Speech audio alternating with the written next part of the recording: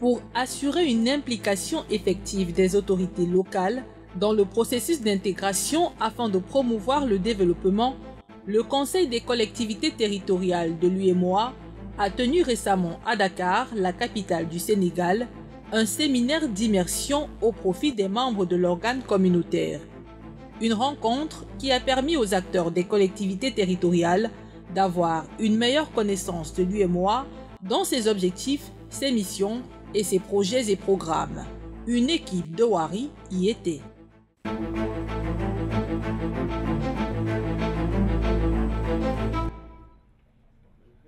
Appréhender les enjeux et défis à relever afin de réussir le pari qu'impose le développement des collectivités locales, c'est tout le sens de ce séminaire d'immersion au profit des membres du CCT-UEMOA, le Conseil des collectivités territoriales de l'Union économique et monétaire ouest-africaine. Organisée récemment dans la capitale sénégalaise Dakar, cette rencontre devait aussi contribuer à la réalisation des objectifs d'intégration et de développement dans tout l'espace communautaire. Il faut immerger les membres du Conseil des collectivités territoriales, il faut les familiariser avec l'UEMOA dans le cadre de son organisation, dans le cadre de son fonctionnement, mais aussi faire de telle sorte que l'UEMOA aussi puisse savoir et déterminer les attentes du Conseil des collectivités territoriales pour l'accompagner et aussi pour lui permettre d'atteindre ses objectifs. C'est une organisation sous-régionale importante qui regroupe les collectivités territoriales de notre espace et bien entendu c'est eux qui sont à la base, c'est eux qui sont en contact avec les populations et si ces organisations-là ne sont pas intégrées, ne se familiarisent pas, ne se connaissent pas, il va être extrêmement difficile de construire une intégration sous-régionale. Et c'est la raison pour laquelle je crois c'est important en tout cas pour les gouvernements de mettre ensemble ces collectivités territoriales et de les faire soutenir, accompagner par l'UEMOA. Le Conseil des collectivités territoriales est un organe communautaire de l'UEMOA, créé par acte additionnel le 30 mai 2011 à Lomé, au Togo, par la Conférence des chefs d'État et de gouvernement. Sa principale mission est d'assurer la participation des collectivités territoriales à la réalisation des objectifs de l'Union. Toute action de développement ne peut passer que par les communautés à la base. Donc au-delà de ce qui est fait au niveau des politiques macroéconomiques, des politiques sectorielles, il fallait trouver le moyen de mettre en synergie les actions menées au niveau donc, des territoires. Vous voyez, lorsque nous regardons nos frontières au niveau de l'Union, on ne peut pas concevoir des programmes de développement qui font la rupture entre les frontières. C'est un exemple que je donne. Et c'est pour ça que nous avons entrepris avec cet organe de mettre en place ce que nous appelons les schémas d'aménagement transfrontaliers intégrés.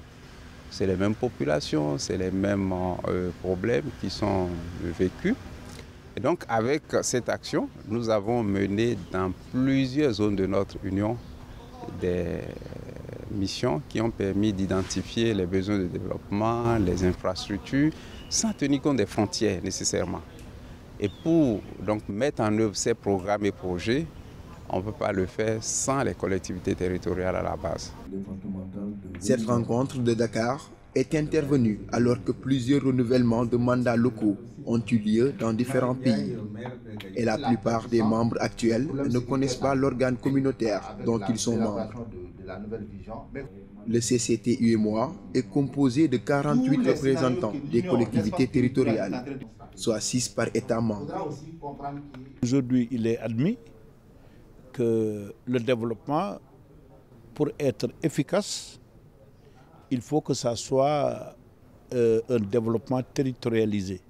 Il faut la territorialisation des politiques publiques. Alors, et comme vous l'avez compris, si vous avez bien suivi nos débats, toutes les questions de fond sont des questions territorialisables. Même les questions de sécurité. Vous avez vu tout de suite que les collectivités territoriales ont indiqué les voies par lesquelles elles souhaiteraient pouvoir contribuer aux questions de paix et de sécurité par l'élaboration des politiques locales de sécurité. Alors, il va de même pour le développement durable, les changements climatiques, puisque les changements climatiques impactent directement les collectivités au niveau territorial. Donc, les solutions doivent être également territoriales. Donc, je pense qu'aujourd'hui, il est convenu par tous les acteurs de dire que l'implication des collectivités territoriales est une nécessité absolue pour une bonne réussite, en tout cas des politiques publiques et pour la prise en compte des défis qui interpellent l'Afrique de manière globale et plus particulièrement les défis qui interpellent la sous-région. La question de la paix et de la sécurité a eu une place prépondérante au cours des travaux de ce séminaire d'immersion. Selon les participants, la prise en charge de cette problématique est une nécessité afin d'assurer une intégration effective et le développement pour le bien-être des populations de l'Union. On voudrait, à travers cette intervention, essayer de demander que la feuille de route qui sera élaborée par les membres du conseil de collectivité soit prise en compte parce que ça va refléter les aspirations du peuple. Ça va refléter les aspirations donc des populations et surtout en ce qui concerne le Burkina. Vous savez que nous sommes dans une situation sécuritaire et qui appelle la prise en compte de beaucoup de paramètres pour soulager les populations pour lesquelles nous sommes là. Au Mali, nous attendons énormément, en tout cas, du Conseil des collectivités territoriales de l'UEMOA sur un certain nombre d'aspects. Vous êtes tous informés que, en tout cas, nous traversons une zone de turbulence depuis quelques années. Et nous prions Dieu à ce que, en tout cas, les choses se facilitent d'ici la fin de l'année. Et sur ce terrain, nous attendons énormément, en tout cas, de la communauté et de la société, des actions concrètes allant dans le sens de la paix, la sécurité sur nos territoires. Deuxièmement, nous attendons aussi de la société des actions concrètes allant dans le sens, en tout cas, de permettre une plus grande résilience des populations de nos territoires. Et troisièmement, nous attendons en tout cas de la société des actions de développement phares dans les zones transfrontalières où alors il y a une concentration en tout cas des populations et moins d'actions de développement permettant en tout cas à ces populations de se sentir mieux sur leur territoire. La question de la paix et de la sécurité devient un axe central.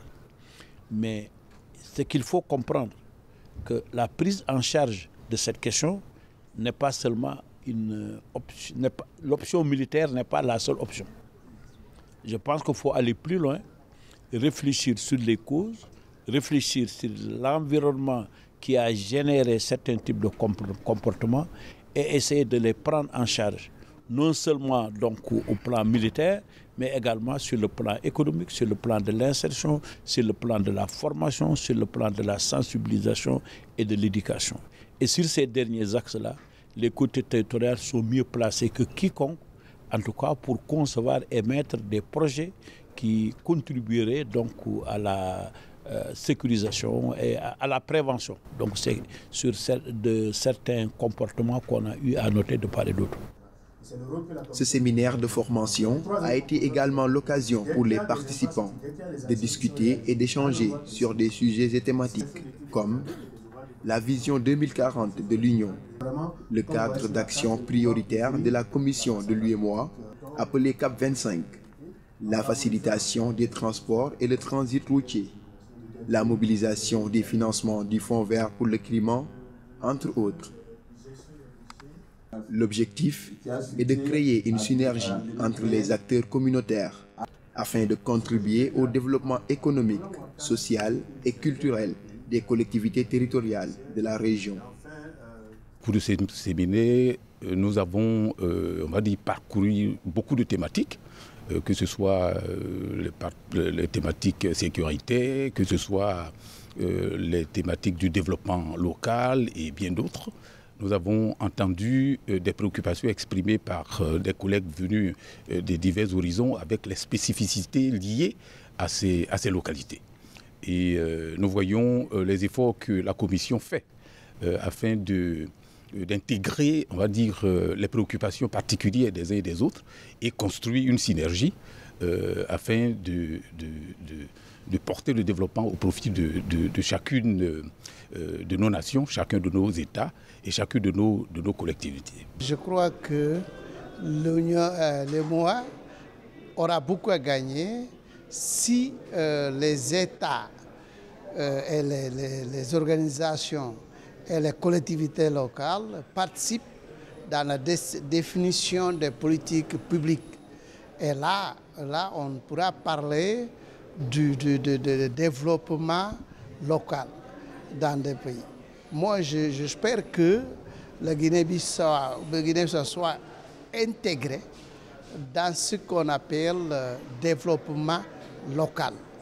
Parce que, vous savez, si nous n'avons pas encore organisé les élections municipales, et là, ça nous rend beaucoup de difficultés pour capter même des programmes de financement au niveau de MOA. Je crois qu'on va changer ce cadre et j'espère que ce que nous avons à apprendre ici va nous aider à aussi transmettre au niveau de Guinée-Bissau et aussi contribuer pour que les représentants des secteurs, des régions puissent connaître mieux comment faire le projet de développement. Avec la dimension politique, sociale et économique des collectivités locales, la question de leur gouvernance apparaît comme un enjeu majeur. À travers ce séminaire de 3 jours dans la capitale sénégalaise, les élus communautaires de l'UEMOA ont pris connaissance des projets mis en œuvre par le Conseil des collectivités territoriales. Ils ont ainsi évalué toutes les composantes de leurs nouvelles responsabilités, ainsi que les défis auxquels ils pourraient faire face durant ces 4 prochaines années.